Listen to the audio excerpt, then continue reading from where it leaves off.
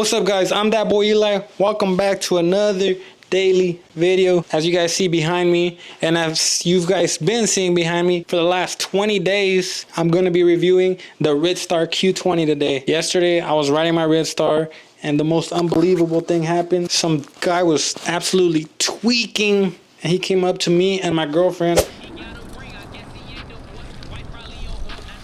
up? What happened? Oh no, I'm just cruising the neighborhood. Okay, well, why are you stopping next to us? I just wanted to cruise.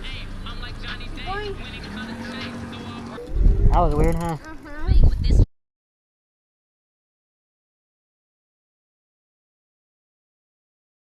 But after that, I decided, you know what? Let's take a little break from the RIDSTAR. Let's take a little break and let's go back to just filming videos at home.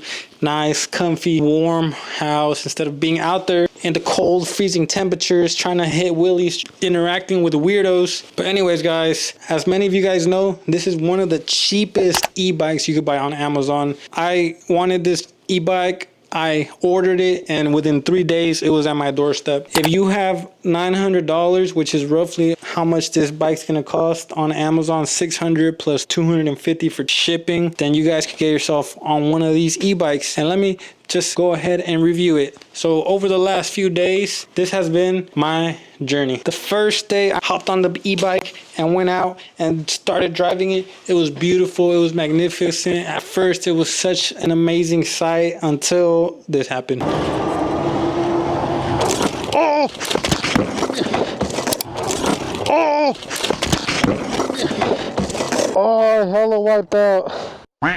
I'm good. Oh, the bike's not good though. So I posted this everywhere on all my social medias, and some people started to notice that I didn't have the light on. That's on me, right? I knew that bump was there. I didn't see it because I didn't have the light on. It was my first ride out there. When I got up from that crash, I thought I was gonna stand up and see the e-bike in absolute pieces, but I didn't. The only thing that I saw was both tires were flat, and I think it's from going over thorns, and there was already holes in the tires. And when I hit the jump, pushed the air out of those holes, and it just made the bike completely flat after that. Another thing that I noticed was that the brake was a little bit down, and after that the brake never recovered it, and we'll get to that later. There was a few scratches here and there, especially some on the frame of the bike, but overall there was nothing really much to it. I learned my lesson. We got home, and actually I reported it to RIDSTAR. I told them, why did this bike get flat? It shouldn't have got flat. I told them that I hit a small jump. Chaos erupted, and they actually ended up sending me $150 to get new tubes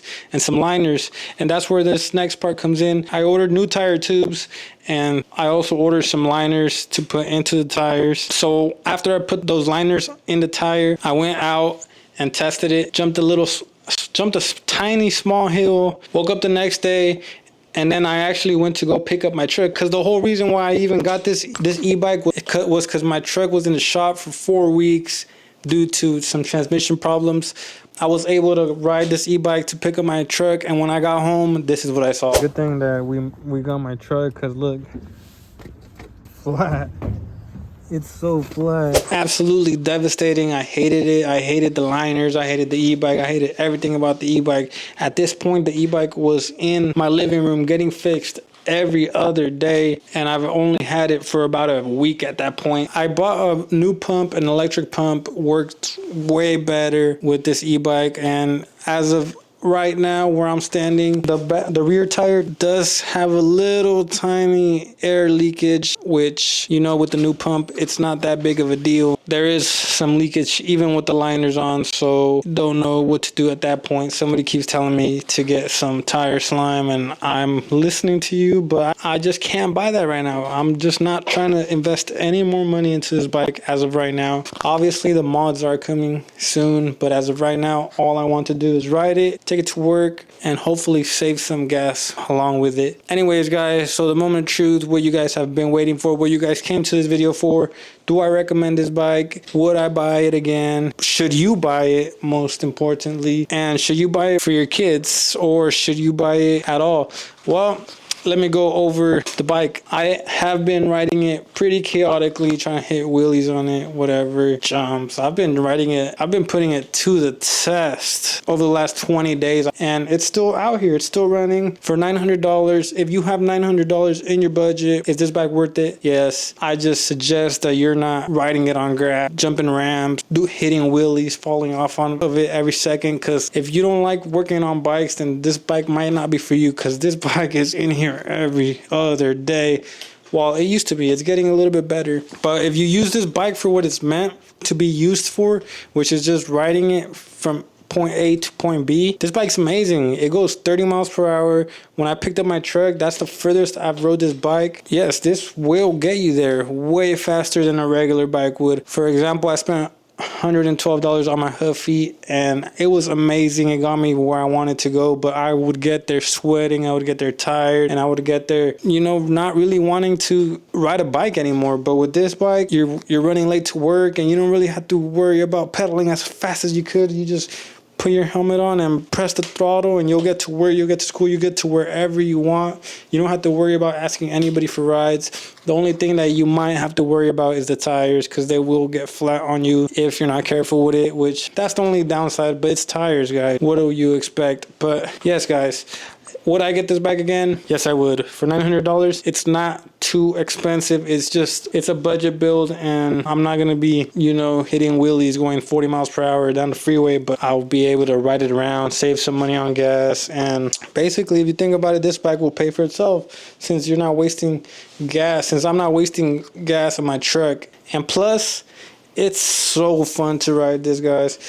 But that being said, you guys should wear a helmet, wear some safety pads, maybe, if you're going to be trying to do tricks on it, just because 30 miles per hour is, once you start getting up there in speeds, like I crashed when I was going 20 miles per hour on it, and let me tell you, I was hurting, I was scraped up, and thank God I was wearing a helmet, because my head hit the floor so hard, and that was at 20 miles per hour. I couldn't imagine what would happen if I was going full speed at 30 miles per hour, which this is more than capable of going 30 miles per hour fully charged. But anyways, guys, that's gonna be it for today's video. I wanted to do more of a story time, since you guys saw what happened yesterday. Cold out there right now, and I got a little late start to filming today, but I'm posting every single day, guys. Thank you guys so much for watching, and like I always like to say, if you haven't watched yesterday's video, go watch it. If you haven't watched tomorrow's video, go watch it too, because I'm posting every single day. I respond to every single comment, so if you guys want to comment something down below, I'll respond to you. But anyways, guys, I guess without further ado, I'll see you next video.